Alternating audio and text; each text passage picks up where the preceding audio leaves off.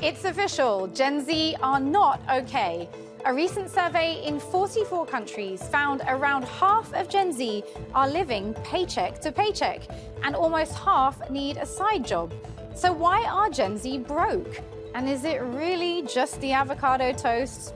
I'm Myriam Francois, and this is The Stream.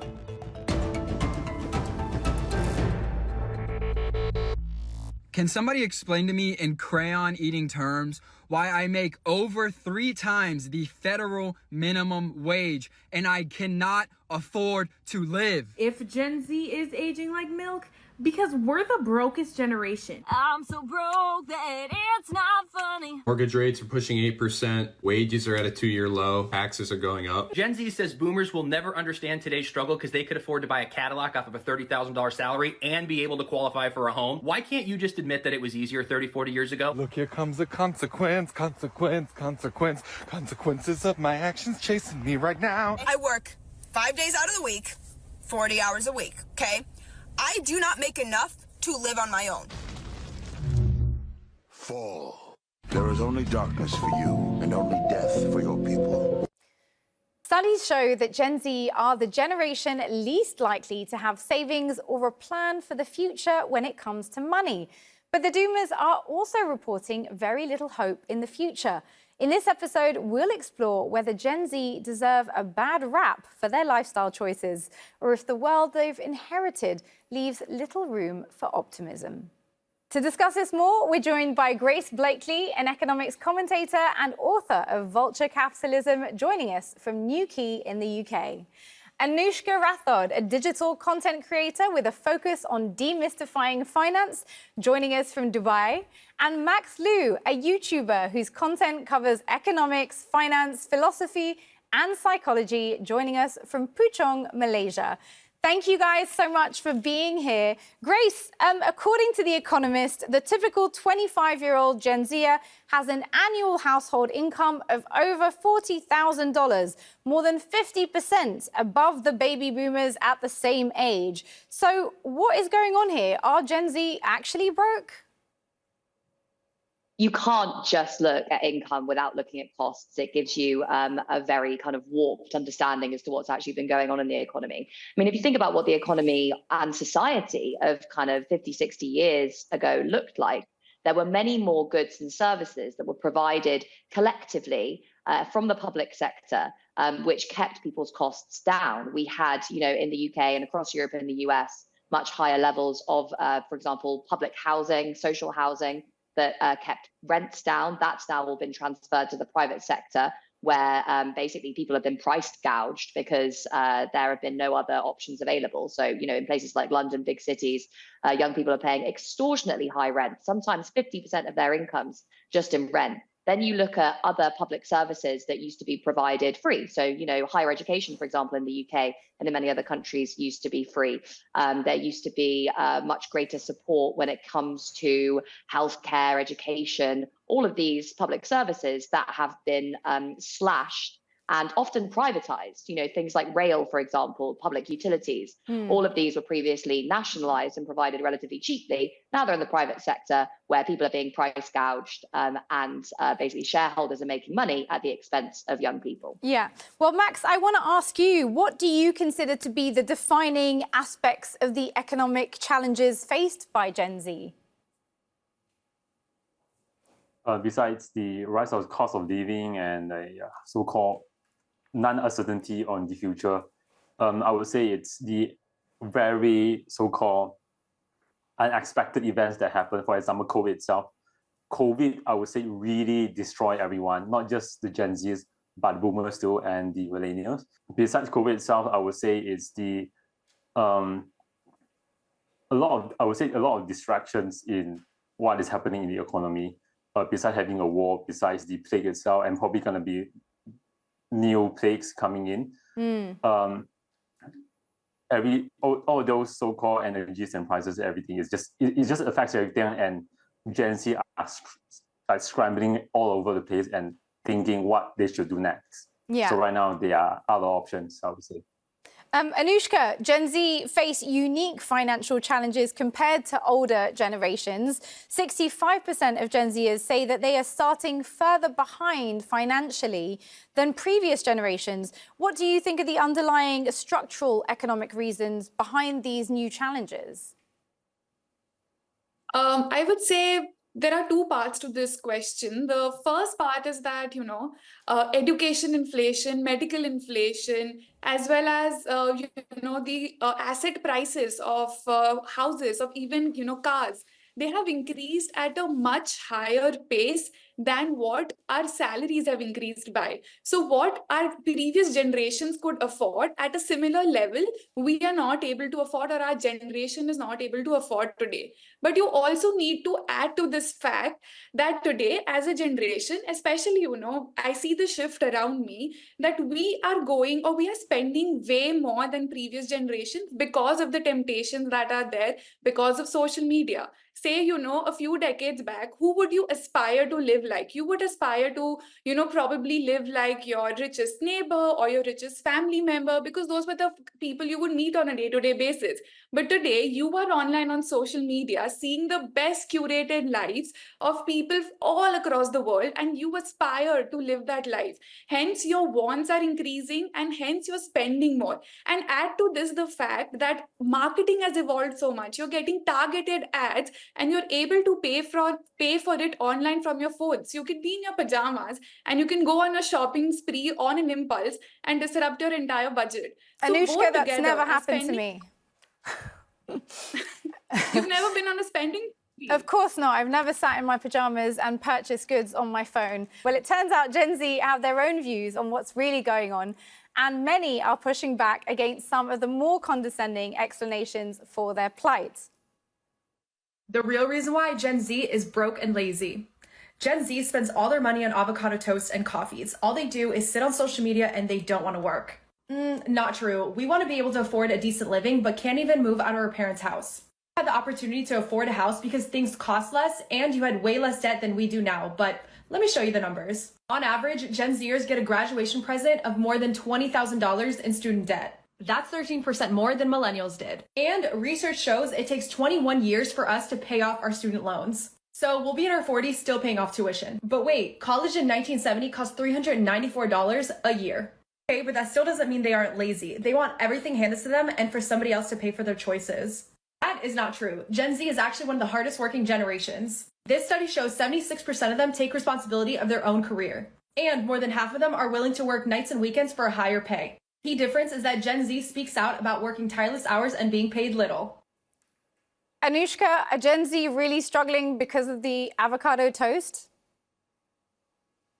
See here, avocado toast, it's not like if you stop eating avocado toast, you'll be magically be able to pay off your student debts or afford a house, right? But what I'm trying to say here is that as a generation, we are more inclined to spend than to save, comparing to our previous generations. In India, we are a generation, or we come as savers. We save first and spend later. But however, today, because of targeted ads, because of more temptation, more and more people are spending. So what needs to happen is we need to go back to that mentality where we are saving and investing first, and then from the budget that is left, we are spending and we are fulfilling our wants. So just that mindset shift should happen. Of course, we always need to budget for our happiness, and we should have those avocado toasts and lattes, because why else are we working for? But that also means we need to know our enough, and we also need to know where we need to put a full stop and how much validation do we need online. So we need to know what reality is. Yeah, and glad to know we're still allowed to have lattes and avocado toast. Grace, can I come to you?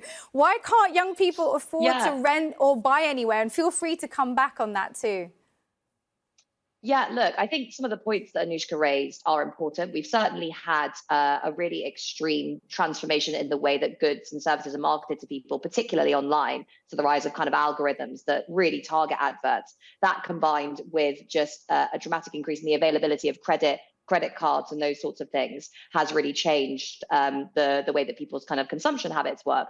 But I don't think that's the main issue here, because it's still a minority of young people who are able to take out a credit card and buy whatever they like off Amazon. The vast majority of young people are really kind of scraping to get by and just about making ends meet. And the biggest reason for that is housing.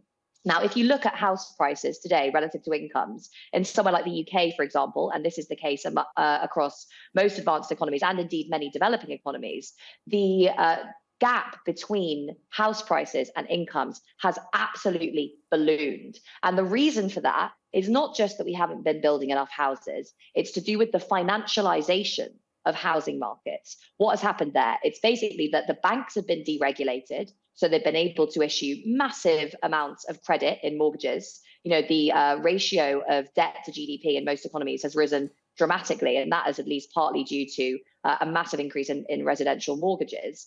And that has all been pumped into the housing market. It has allowed people to kind of bid up against each other until we have house prices that are kind of, many, many multiples the level of incomes, 30-year mortgages that people often kind of don't repay until they're retired, if at all. Yeah. And it also means that people are unable to get on the housing ladder to begin with, especially because we don't have rent controls, we don't have social housing. So if you don't own a house or have a big amount of money from your parents, you're going to be spending potentially 30, 40, 50% of your income in rent, and you won't have any money to save. So it's really housing here that I think is mobilizing a lot of young people and getting them quite angry. And maybe therefore don't feel too bad if you're still living with your parents at this point, should be said. Exactly. Max, a 2023 survey in the US found that some employers are actually avoiding hiring from Gen Z. They claim that Gen Z are lazy and entitled. What do you make of this perception? Where do you think it comes from? It's just like a goalkeeper. If you save 100 goals, right, 100 balls, and in the end, one of it got into the goal, right, everyone will blame you for it.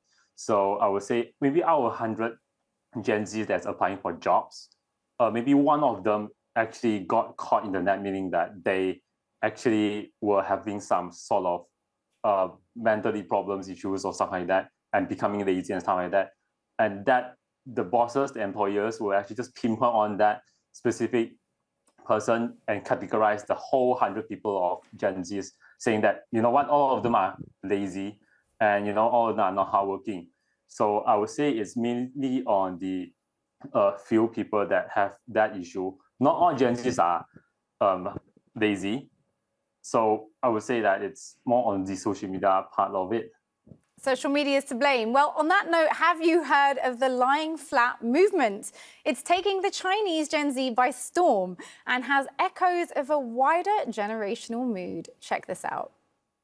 1 in 5 Gen Zers in China are unemployed, and the government has now decided to just stop publishing these numbers. The lack of job opportunities, relentless corporate work culture, and unaffordable urban cost of living have all contributed to a generation of youths that have given up on working hard and instead adopted a culture of lying flat. Now, this is very similar to the concept of quiet quitting in the American context.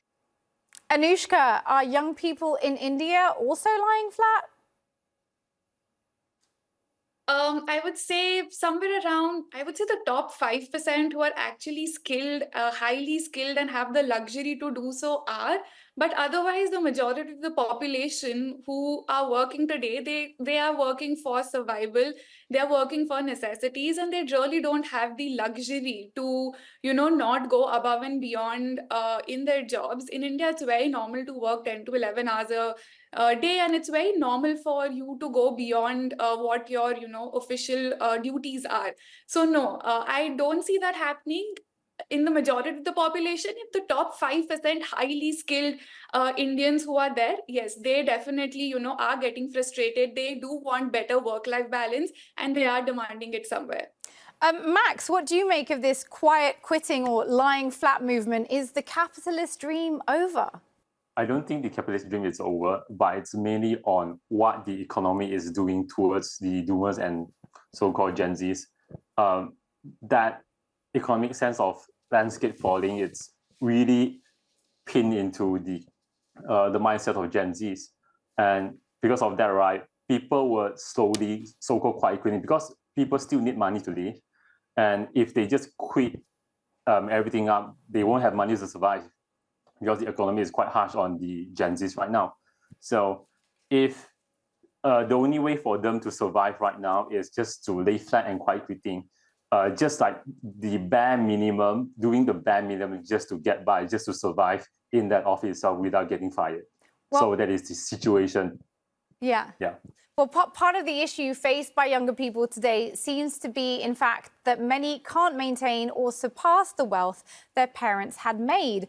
Is the promise of unending wealth over? You know how you thought your parents would always complain about money? We are going to be complaining twice as hard. So budget day was on Wednesday, and while most of the focus was on tax cuts, the other most important thing to come out of the day was the forecast on living standards, which show that they are actually in the gutter. Oh! Basically, the amount that we earn for the hard work that we do is going to stay stagnant until 2028. And if we look back, that basically means 20 years of no pay growth. This is bad. This is bad. Because we're at the age now where we're meant to be setting up ourselves to be financially stable. We're meant to be independent, you know, buying homes, setting up families, popping babies. Who said that? But the state of the economy means it's going to be much more harder for us to do these things than our parents. Grace, are Gen Z and millennials doomed to be poorer than our parents? And what are the consequences of that going to be for this gen? Look, the big problem here is that our generation, I'm a millennial, so my generation and the generation below are not powerful enough as workers in the workforce. Previous generations had relatively high rates of unionization. They had political movements that were mobilizing to demand things like, universal health care, education, public services, etc.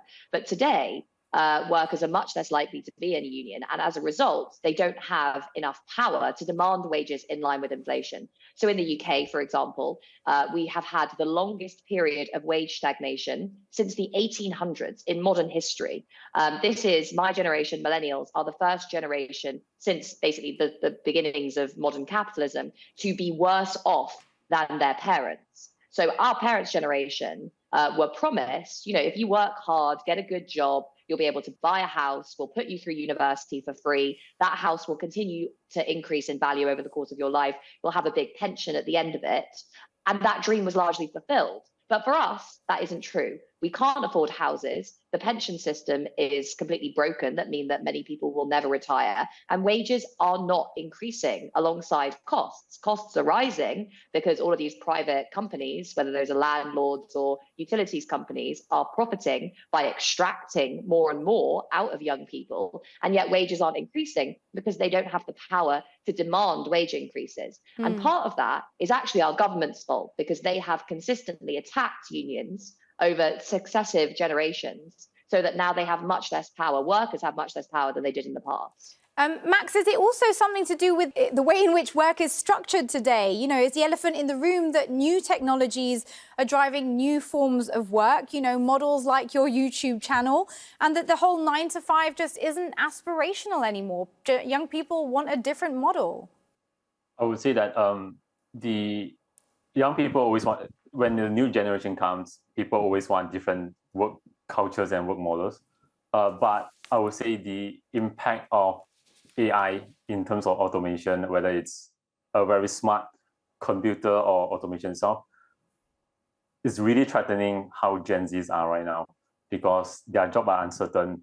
They can get replaced anytime they want, whether the company wants automation to be starting or what. And that would, I would say, really impact the Gen Zs in their mindset. So they are, and because of that, they really need to find some sort of way to get by. But right now, they can't really do anything right now. So yeah. So it's very destabilizing. Well, Gen Z may be struggling on some fronts, but is there also an issue of perception at play here? Watch out, millennials and Gen Z might have money dysmorphia. Now, what is that and why is it important? Look at these stats, it's pretty wild. 45% of millennials and Gen Zers are obsessed with the idea of being rich. But despite that, About half of them to over half feel behind financially. I definitely do. 43% of Gen Zers say they experience money dysmorphia, and 41% of millennials do. Now, it sounds like, oh, you know, cry me a river, wine, wine, wine, but it actually has huge effects. Because 95% of those with the condition say it negatively affects their finances. But it's not true, because 37% have more than 10,000 in the savings, and then 23% have more than 30,000. By comparison, Americans just on average have 5,300. So do you have this? Anushka, do Gen Z and millennials just have money dysmorphia? No, definitely not. And it also depends on which part of the world you're from and what your income levels are. But some of the problems are real. The wages have not grown, like it was just mentioned. The asset prices have increased a lot.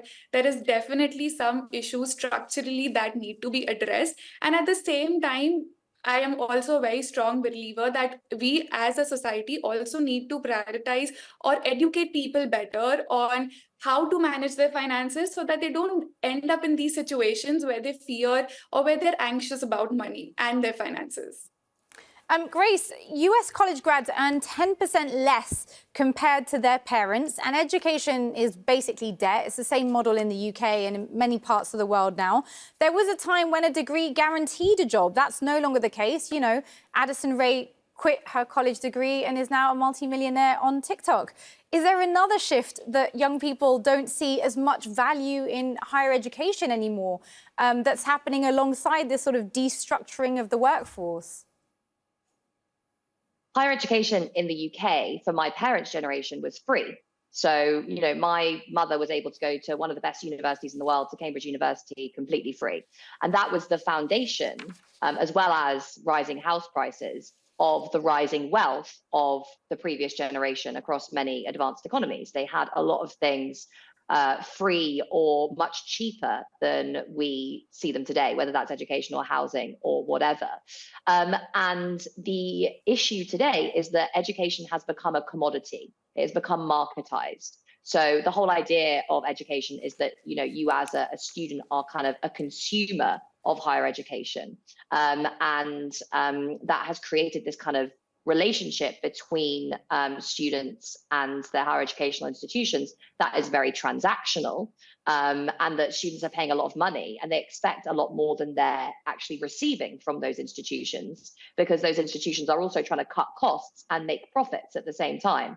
So it's the same thing that we're seeing across many different sectors of kind of marketization, commodification of goods and services that were once provided free or very cheap at the point of use. Now, why were services like education, housing, for example, why were these previously provided to people for free? Well, it's because we recognized as a society that if people are educated, if they are housed, if they have access to good public services, then they will feel much more secure. They will be mentally and physically better off. They will be able to work harder, and, you know, society will function a lot better. This is something obviously that is unique to richer economies, where we had many of these social services that were provided generally in the kind of post-war period. So when we had a strong labor movement that was demanding it. But in other parts of the world, you know, that never had things like free education or good housing, that, you know, has had a long-term impact in terms of, as Anushka was saying, there are most workers in most parts of the world in our generation are just scratching a living, trying to get by, again, because they don't have these basic services that you need to survive cheaply enough to be able to rely on them. Well, Max, I want to ask you about the fact that 45% of Gen Zs and 36% of millennials now have a part-time or full-time second job. Why are we having to have two jobs just to stay afloat? Well, right now it's actually quite necessary to have two jobs, or probably even more jobs. Like I have friends who actually work two jobs, and then weekend is going to be the third job.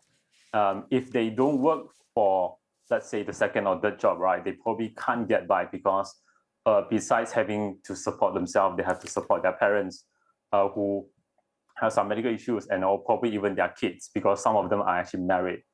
And it's the only way to get by at the moment, because it's the only way to survive, since everything is rising up in cost, houses and everything.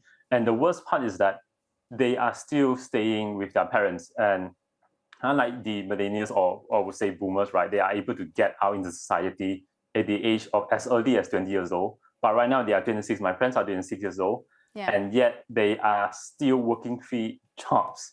So I would say it's necessary. There's no other way. Well, I'd love to say that the future sounds bright, but I'm not so sure. Thank you to our guests, Grace, Anushka, and Max.